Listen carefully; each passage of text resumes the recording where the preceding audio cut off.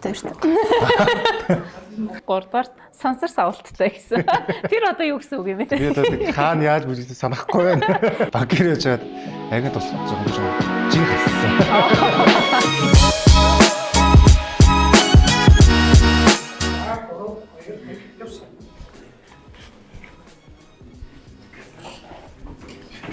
За, өдрийн мэнд. За, Remax Eagle-ийнхаа подкастаас тавтай морил манай бас баяраа танилцуулах нь зөв баг. Баяраа манай бол агентийн ажлыг хийгээд 4 дахь сартаа орж байгаа. Будган хангалсан шинэхэн агент байгаа.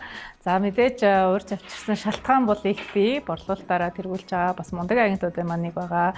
За, бид нар бол одоо хацар баяраа гэж дууддаг. Манай охид бүсгүүчүүдийн маань бас хайрын бурхан хацар баяраагаа бас урьж байгаа. Одоо туйлын баяртай байна. Тэгэхээр баяраа манаас өөрийгөө гоё өрхөөгөр танилцуулъя л дээ. За, наа баяраа гэдэг. Би бизнес удирдлага мэргэжилтэй. Банк санхүү өмнө ажиллаж ирсэн. Банк санхүүгийн чиглэлээр хэр удаа ажилласан бэ? 7-8 жил ажилласан. Чи чинь их залуухан мэдтэй жинзээ. Уг нь би жинзээ. Тэгээ жинзээ чинь надад 7-8 жил ажиллаад амжсан байна уу? Би бүр 19 төгсөөс ажилласан. Тийм баг тий. Аюу их төгсчихсэн юм шиг. Ямар их төгссөн? 19.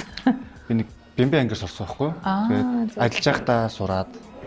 Тийм баха. Сая тооцоол хийсэн. Арай гэтрээд явцсан. Хүмүүс энэ худлаа яриад байгаа юм болов уу гэдэг. Би баг диплом харнаа санагдав. Тийм баг тий. Тэгэхээр нөгөө нэг банкир агентын ажлын бас ялгаа юу байна? Одоо хоёулаа бас агентын ажлын амтыг мэдэрсэн байгаах гэж би бодож байна. Яг банкираар ажилладаг байхад юу нь бол байнгын нэг газараа суугаал тэгэл хүмүүс орж ирэх хүлээгээл ер нь жоохон банкираар ажиллахад хүмүүс юу гууж харьцдаг баг банкир бол. Тэгээд очор дарааллаа зааж байгаа шүү дээ. Агентаар ажиллаж байхад би бол харилцааг би илүү гууж харьцдаг өөрөө гуйдаг болсон. Өөрөө гуйж. Яг гуйдаг нэг кэрлэл гэл гэсэн үг л дээ. Тийм ах. Зөв. Банкир баяраа агент баяраа оронд ямар өөрчлөлт гарсан бэ? Өөрчлөлт гарсан. Банкир гэдэг байхад би жоохон нээлттэй бос байдаг хүмүүсүүдтэйг л нэг албан ёсны л харьцдаг байсан. Агент босноос миний харилцаа бас жоохон тийм нэг нээлттэй бол биш байхгүй дотгош байгаа жоохон. Тэгээд банкир гэдэг байхад би эгэл тогтсон юмаа л ярьж ажилладаг байсан. Агент босноос хойш юм бол бүх төрлийн хүмүүсүүдтэй төвшин өсөн тааруулж харьцдаг болсон. Тийм тэгээд банкир яаж чад агент болох жоохон би жоохон жин хассан. Яаж аа би хатар нь арилж л яах юм. Агент болсон шалтгаан ер нь юу аах вэ? Банкир байж байгаад агент болно мэдээж чинь 8-9 жилийн карьер шууд ингээд зөрөгтэй өөрчлөлтөд бүтэн цагаар одоо агент ажил хийж байгаа шүү дээ. Тийм. Одоо нэлээд том шалтгаан байсан бах гэж бодож байна. Яг банкираар ажиллаад байвал үргэлжлүүлээд нэлээд сурах шаардлагатай болсон байна. Тэгээ сурахын тулд цаг зав нэлээд цаг завны жоо ховж байгаа хэцүү байсан. Тэгэхээр тэгээ бас жоо өөдсөн. Удаан нэг юм ажилласаар байгаа. Тэгээд агентын ажлыг манай нэг найз цаг чөлөө зав нь гайгүй тэгэл ер нь давгүй цагийн менежментийг зөв өгөх гоё гэсэн. Гэхдээ би агент хийснээс хойш ер нь бол банкир байснаасаа илүү их ажиллаж байгаа. Тийм шүү. Өдөр болгож хойш амралтын өдөр ажиллахыг баг дуртай болж байгаа сүйдээ. За ажилтнууд орлож байгаа. Нууц шил 7 хоногийн хэдэн цаг ажилладаг вэ? Одоо ажлын цаг чинь 40 цаг гэдэг шүү дээ. Банкныхаас тийм байдаг баг тийм. 7 хоногоор би бодож байгаагүй. Өдөрт бол 8 цаг байх хэрэгтэй байдаг. Тийм ер нь тийм. Тэгээ манай топ төвчний агентууд бол анхандаа 18 цаг ажилладаг байсан гэсэн. Би бол гэхдээ 16 цаг ажиллаж байгаа. Нөгөө нэг цагийн менежменттэй болох гээд карьер өөрчлөлгээд орсон чи 2 дахин ажиллаж эхэлсэн юм шиг.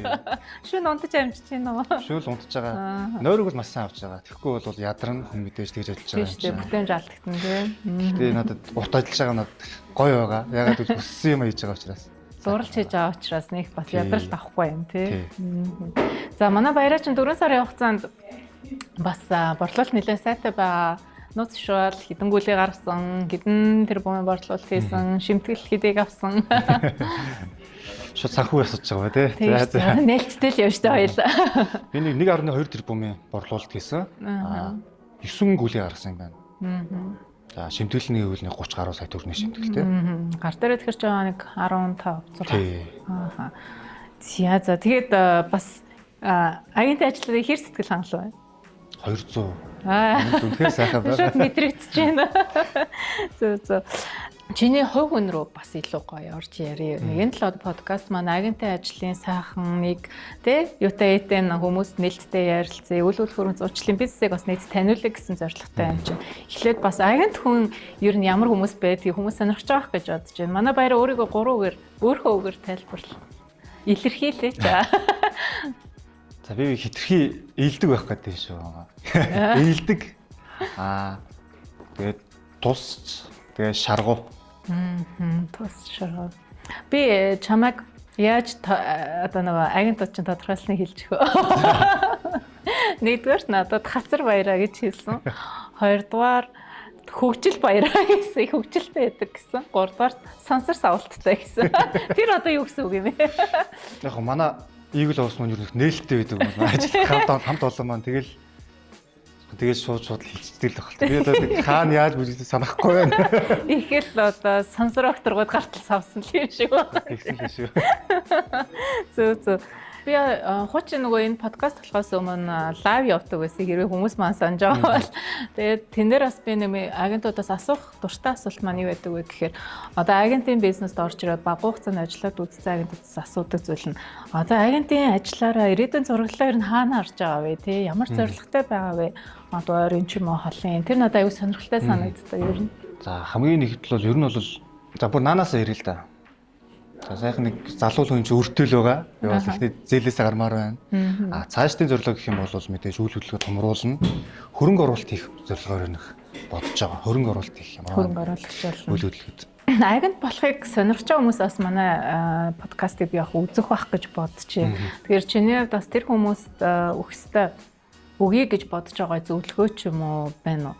Тэ магадгүй чамайг одоо нөгөө агент болох байхад хүмүүст өглөөд өгөөсэй гэж бодож ирсэн ч юм уу тийм зөвлөгөө байгаа бол бити хүлээ маргааш ирээд Eagle House төрөөр дуулз тэгэхэд л болно.